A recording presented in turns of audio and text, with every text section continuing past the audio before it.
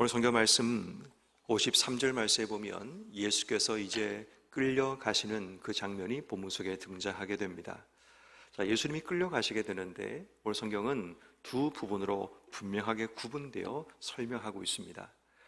끌려가신 예수를 중심으로 둘러싸고 있는 사람들의 모습을 한쪽에서는 설명하고 있고, 다른 한쪽에서는 예수의 모습을 조명하고 있는 모습을 발견하게 됩니다. 특별히 끌려가신 예수를 중심으로 사람들이 어떤 말을 하고 어떤 행동을 하고 있는가를 돌아보게 되면 그 속에 숨어 있는 우리들의 모습이 발견될 수 있습니다. 또한 예수님께서 끌려가시고 생명이 위급한 그런 상황을 맞이하고 계시지만 예수님께서 그 상황 가운데 어떻게 반응하시고 어떻게 행동하고 계시는가를 통해서 예수의 제자인 우리가 이 땅 속에 어떻게 살아야 되는가에 대한 그런 말씀이 오늘 성경 속에 등장하고 있는 겁니다. 특별히 오늘 성경 말씀에 보면 대제사장, 서기관, 장로들이라 불려지는 이 종교 지도자들의 그 행동들을 우린 주목해 보아야 합니다.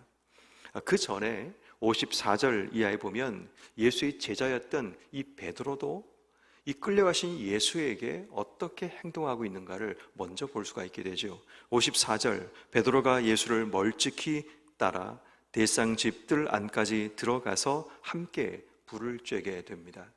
여기서 쓰여진 멀찍이 따라가다라는 말은 이 베드로 속에 남아있는 두려움에 대한 이야기를 하고 있습니다. 예수를 따라가기는 하지만 여전히 그의 삶을 지배하고 있는 두려움의 문제가 해결되지 못했던 이 베드로는 언제든지 예수를 따라가다가 도망칠 준비를 하고 있는 그 모습을 보이고 있음을 보게 됩니다. 예수가 끌려가시고 예수의 제자였던 그의 삶이기 때문에 예수를 따라가기는 합니다. 그런데 문제는 예수를 멀찍이 따라간다는 이야기는 어떤 상황이 주어지면 신속하게 도망칠 준비를 하겠다는 그런 삶을 이야기합니다. 여러분, 제자의 삶은 온전한 헌신의 삶입니다. 자기의 삶을 온전히 드리는 삶이 제자의 삶이어야 합니다.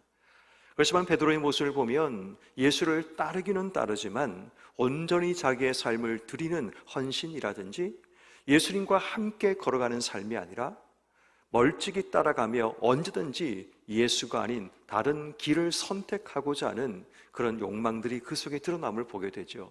그 결과가 결국 나중에 이어지는 예수를 3번이나 부인하게 되는 그런 과정으로 나아가게 되는 것을 보게 됩니다.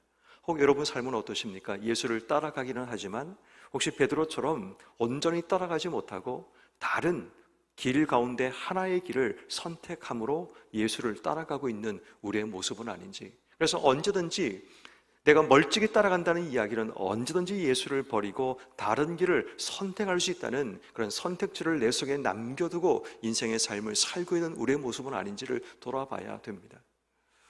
여러분, 예수를 따르는 것은 분명히 우리에게 요구되는 부분이고 제자의 삶에 분명히 필요한 부분이지만, 혹 예수를 따르기는 따르지만 우리의 삶이 정말 이 베드로처럼 멀찍이 따라가며 다른 수많은 선택지 가운데 하나로 선택한 우리 인생의 신앙이라면 여러분, 그것은 분명히 여러분들은 도망치게 되고 부인하게 되고 또한 예수를 등지고 예수를 대적하는 일들이 벌어지게 된다는 겁니다. 그러므로 여러분, 예수님이 공경에 처하고 끌려가시지만 우리의 삶은 내 삶의 중심이 흔들리지 않는 삶이 되어야 된다는 거죠. 이 말은 바꾸어 얘기하면 때로는 내 삶에 생각지 못한 고난과 문제와 어려움이 찾아올 때 내 삶이 멀찍이 따라가는 주의 제자인 베드로처럼 살아가게 되면 우리의 신앙이 흔들리게 되는 겁니다. 그렇지만 어떤 상황이 내 삶 속에 찾아오고 어떤 문제가 찾아와도 내 삶의 중심이 흔들리지 않고 주님께로 내 삶이 향하게 되면 멀찍이 따라가는 것이 아니라 그럼에도 불구하고 주님과 함께 그 길을 걸어가는 삶이 될 수 있음을 보여주고 있습니다. 그렇지만 멀찍이 따라왔던 이 베드로와 달리 대제사장들과 온 공회가 55절 말씀에 보면 그들이 하고 있는 모습은 뭐냐 하면 예수를 죽이려고 그를 칠 증거를 찾고 있는 모습을 보게 됩니다. 여러분, 이 부분이 중요한 이유가 뭐냐 하면 이미 그들은 결론을 내렸습니다. 이미 결론을 내리고 그에 합당한 증거를 찾고 있는 그들의 모습을 보게 되는 거죠. 다시 말해 어떤 사람의 예수님이라는 사람을 잡아오기는 잡아왔는데 문제는 그를 이미 결론적으로 죄인이라고 그들은 규명하고 규정하고 있는 모습을 보게 되는 거죠. 여러분, 사람 속에 숨어있는 가장 악한 부분 가운데 한 가지가 뭐냐면 결론부터 내리는 겁니다. 자신의 경험과 지식과 자신의 판단에 따라 먼저 결론부터 제시하고 그에 합당한 답을 찾아가려고 하는 것이 얼마나 무서운 것인가를 예수의 심판과 이 예수님과 관련된 부분에서 우리는 찾을 수가 있다는 거죠. 이 대상들은 이미 결론을 내렸습니다. 예수는 사형에 해당되는 자라고 예수를 죽여야 될 자라고 이미 결론을 내립니다. 그리고 결론을 내린 자들이 어떤 삶을 사는가를 보면 5절, 57절 말씀에 보니까 어떤 사람이 일어나 예수를 쳐서 거짓 증언하여 이르되, 결국 결론을 내린 자들이 만들어가는 세상은 거짓 증거를 만들어내게 되죠. 그렇지만 그 증거의 핵심은 뭐냐? 58절은 손으로 지은 이 성전을 헐고 손으로 짓지 않은 다른 성전을 사흘 동안 지으리라 라는 부분을 통해서 성전 모독죄, 이것을 가지고 예수를 죽이려고 지금 걸고 있는 겁니다. 예수님께서 하신 이 말씀의 의미를 제대로 이해하지도 못합니다. 자신들이 이해하지도 못하는 그 말씀을 가지고 와서 예수님께서 하신 이 말씀의 의미는 자신이 죽으시고 사흘 만에 부활하실 이 사건을 말씀하신 것을 육체적인 성전으로 그들은 이해를 해서 성전 모독죄, 이것을 지금 예수님께 씌우려고 하고 있는 그런 모습을 보게 되는 겁니다. 그렇지만 예수님께서 아무런 대답도 하지 않게 되자 이제는 유도신문을 하게 되죠. 61절 말씀에 대제사장이 다시 물어 이르되 내가 찬송받을 이에 그리스도냐라고 얘기하면서 이제는 그리스도에 대한 부분을 통해서 유도신문을 걸게 됩니다. 그때 예수님께서 그렇다라고 대답을 하게 되자 63절 말씀, 자기 옷을 찢고 64절 신성 모독죄를 걸기 시작합니다. 이제는 성전 모독죄보다 훨씬 더 강력한 죄를 걸기 시작하는데 그것이 바로 신성 모독죄라는 죄를 걸기 시작합니다. 그리고 64절 뒷부분에 이렇게 얘기하죠. 너희는 어떻게 생각하느냐? 그들이 다 예수를 사형에 해당한 자로 정죄하고. 여러분, 그들이 지금 예수를 정죄라는 말은 죄인으로 규정함을 이야기합니다. 누가 누구를 정죄할 수 있습니까? 지금 죄를 지은 죄 가운데 살고 있는 그들이 예수를 죄인이라고 정죄하고 있는 모습을 발견하게 된다는 거죠. 여러분, 이 짧은 본문 안에 우리 속에 숨어있는 이 악한 본성이 너무나 강력하게 드러나고 있는 그런 내용들을 보게 되는 겁니다. 자, 반대로 예수님께서 자신을 죽이려고 거짓 증언을 하고 있고 예수를 죽이기 위해서 호시탐탐 노리고 있는 그들 앞에 예수가 보이고 있는 반응들을 봐야 됩니다. 이 부분은 베드로와 대조적으로 드러나고 있음을 보게 되죠. 예수님께서는 그들이 자신을 죽일 수많은 증거들을 제시하고 그들을 옥죄어올 때 예수님의 반응은 61절 침묵하고 아무 대답도 아니하셨다라고 얘기합니다.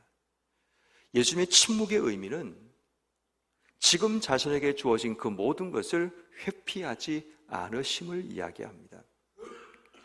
예수님께서 자신의 주어진 이 위기와 어려움들을 피하기 위해서는 수많은 하늘의 말들로 자신을 변호하고 변명하면서 그 위기를 벗어날 수 있습니다.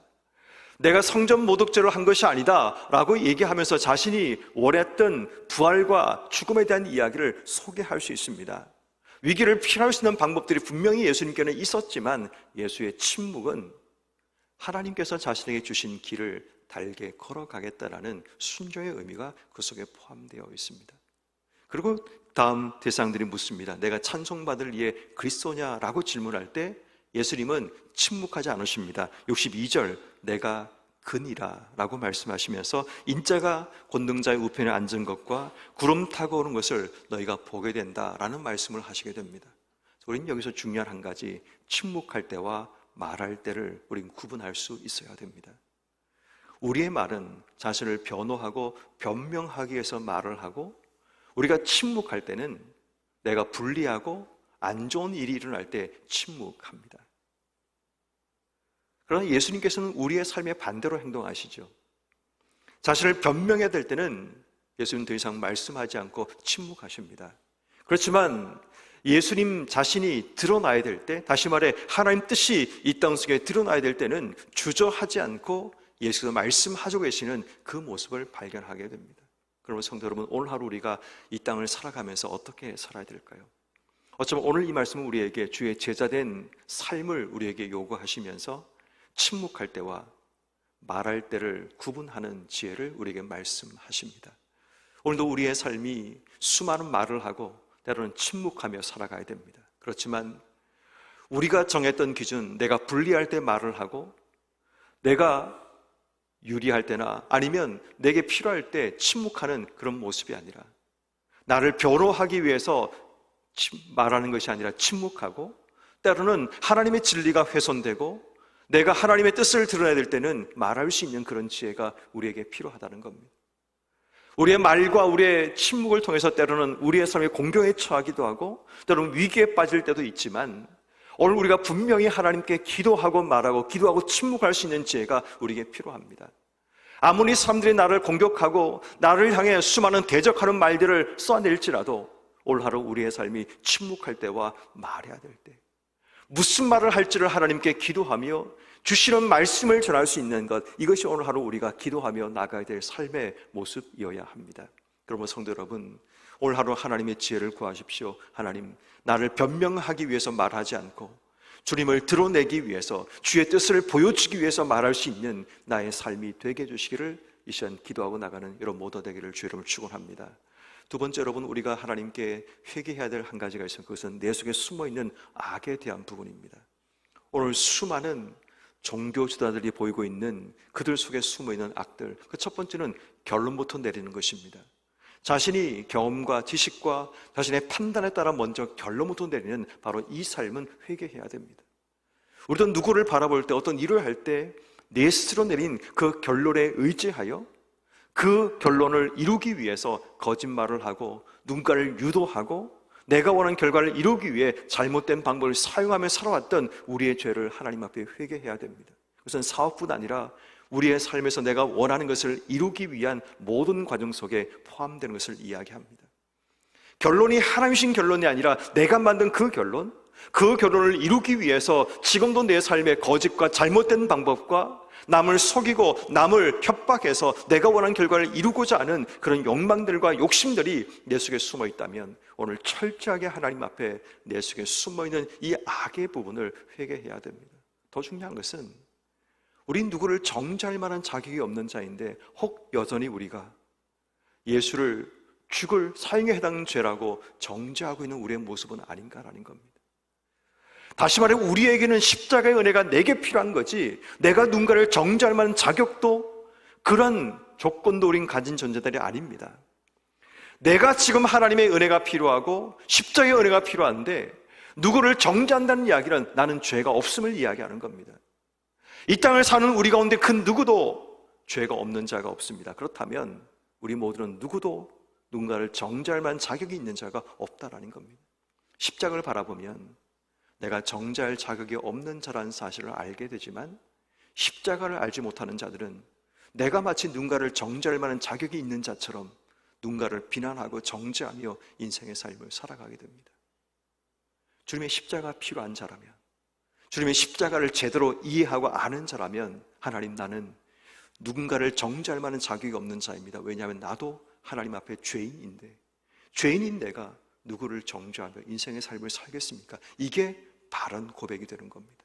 그럼 성도 여러분, 혹시 우리 가운데 지금도 여전히 누군가를 정죄하고 비난하고 살고 있다면 오늘 십자가 앞에 엎드리며 나가야 됩니다. 주님, 나는 누구를 비난할 만한 누구를 정죄할 만한 그런 자격 없는 자입니다. 예수님 십자가 앞에 내 속에 숨어있던 이 정죄의 죄들, 내 속에 숨어있던 이 악한 죄들을 하나님께 회개하여 이제는 정말 주님 앞에 주님의 제자답게 멀찍이 따라가는 인생이 아니라 주님과 함께 주를 위해서 살아가는 우리 모든 삶이 되어야 합니다. 그러므로 오늘 이 새벽에 기도할 때 하나님, 내가 오늘 하루 삶을 살면서 무엇을 하며 살 것인가를 분명히 아는 지혜를 주셔서 허비하며 낭비하며 인생의 삶을 사는 것이 아니라 분명하고 확실한 인생의 길을 따라가는 우리 모든 삶이 되게 해주시기를 기도하는 여러분 한 분 한 분 되기를 주의 이름으로 축원합니다.